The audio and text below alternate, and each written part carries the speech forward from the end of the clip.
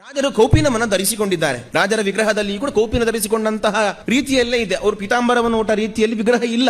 ಎಂತಹ ಕೌಪೀನವನ್ನು ಗುರುರಾಜ ಧರಿಸಿಕೊಂಡಿದ್ದಾರೆ? ಗೋಪೀನಾಂ ಪತಿನಾ ದತ್ತಂ ಪೀತಾಖ್ಯಂ ಪಾಣಿ ನಿರ್ಮಿತಂ.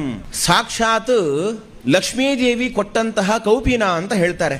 ಇದು ರತ್ನ ಖಚಿತವಾದಂತಹ ಕೌಪೀನ ಅಂತೆ, ಸಾಮಾನ್ಯವಾದ ಕೌಪೀನ ಅಲ್ಲ. ಈ ಕುಸುರಿ ಕೆಲಸವನ್ನ ಸಾಕ್ಷಾತ್ ಲಕ್ಷ್ಮೀದೇವಿಯೇ ಮಾಡಿದ್ದಾಳೆ. ಈ ಕೌಪೀನವನ್ನು ಮಾಡಿ ಇಟ್ಟಿದ್ಲು. ಅಂತಹ ಕೌಪೀನವನ್ನ ಸಾಕ್ಷಾತ್ ಗುರುರಾಜರಿಗೆ ಲಕ್ಷ್ಮೀದೇವಿ ನೀಡಿದ್ದಾಳೆ.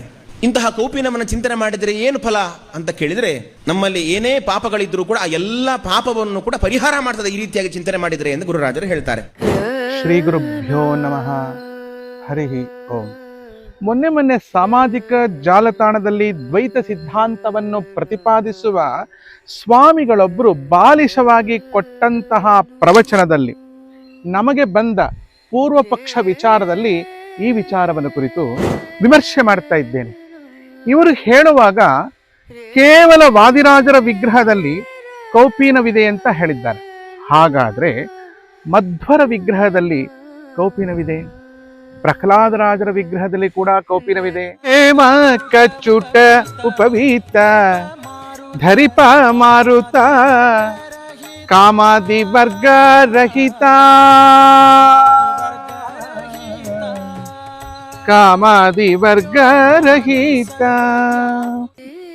ಎಂಬುದಾಗಿ ವಿಜಯರಾಯರು ತಮ್ಮ ಕೃತಿಯಲ್ಲಿ ಪ್ರಾಣದೇವರು ಬಂಗಾರದ ಕೌಪೀನವನ್ನು ಧರಿಸಿಕೊಂಡೇ ತಾಯಿಯ ಗರ್ಭದಿಂದ ಆವಿರ್ಭಾವರಾಗಿದ್ದಾರೆ ಎಂದ ಮೇಲೆ ಕೌಪೀನವನ್ನ ಇವರಿಗೆ ಯಾರು ಕೊಟ್ಟರು? ಒಂದು ಪಕ್ಷ ಲಕ್ಷ್ಮೀದೇವಿ ತಾಯಿಯಾಗಿ ವಾದಿರಾಜರಿಗೆ ಕೌಪೀನ ಕೊಟ್ಟಿದ್ರೆ ಏನ್ ತಪ್ಪು?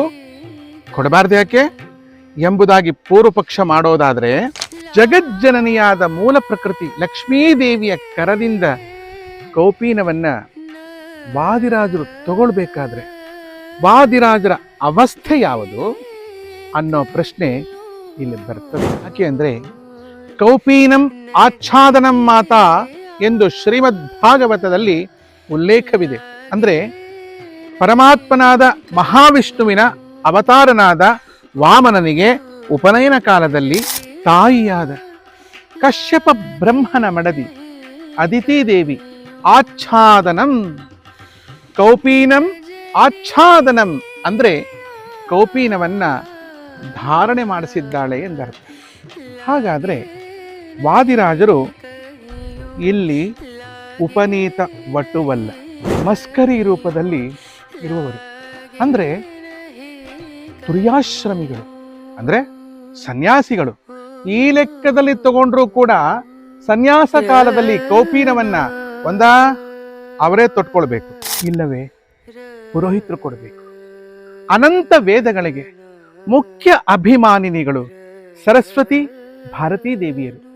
ಪರಮ ಮುಖ್ಯ ವೃತ್ತಿಯಿಂದ ಅನಂತ ವೇದಾಭಿಮಾನಿನಿಯಾದ ಮಹಾಲಕ್ಷ್ಮೀ ದೇವಿಗೆ ಕೌಪೀನದ ಕಸೂತಿಯ ಕರ್ಮವನ್ನು ಇವರು ಯಾಕೆ ತೊಡಗಿಸಿದ್ದಾರೋ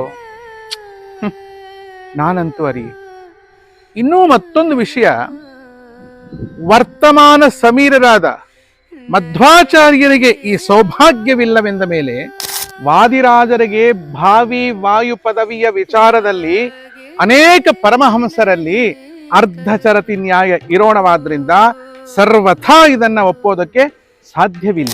ಯಾವತ್ ಉದಾಹರಣತ್ವೇನ ವಾಕ್ಯ ವಿಶೇಷ ಅನುಪಾದಾಯ ವಿಮರ್ಶಪೂರ್ವಕಂ ಪೂರ್ವೋತ್ತರ ಪಕ್ಷ ಉಪಾಲಂಬ ಸಾಧನಾಭ್ಯಾಂ ನಾ ಪ್ರಪಂಚತೆ ತಾವತ್ ಅನುಕ್ತಪ್ರಾಯಂ. ಇದು ಆನಂದಮಯಾಧಿಕರಣದಲ್ಲಿ ಹೇಳಿರೋಣವಾದ್ರಿಂದ ಎಲ್ಲಿಯ ಪರ್ಯಂತ ಉದಾಹರಣಪೂರ್ವಕವಾಗಿ ಪ್ರತಿಜ್ಞಾತವಾದ ವಿಷಯವನ್ನ ವಿಸ್ತಾರ ಮಾಡಿ ಅನೇಕ ಪ್ರಮಾಣಗಳೊಂದಿಗೆ ಸಮರ್ಥನೆ ಮಾಡದೆ ಹೋದ್ರೆ, ಕೇವಲ ಪ್ರತಿಜ್ಞಾವನ್ನು ಮಾಡಿ ನಾನು ಹೇಳ್ತೇನೆ ಅಂತ ಆಗೋದಾದ್ರೆ ಆ ಸಿದ್ಧಾಂತವನ್ನ ಸಮರ್ಥನೆ ಮಾಡೋಕೆ ಸರ್ವಥಾ ಆಗೋದಿಲ್ಲ. ಜೈ ಶ್ರೀ ಮಹಾಕಾಲ್, ವಿಶ್ವಮಾತಾ ಗೋಮಾತಾ.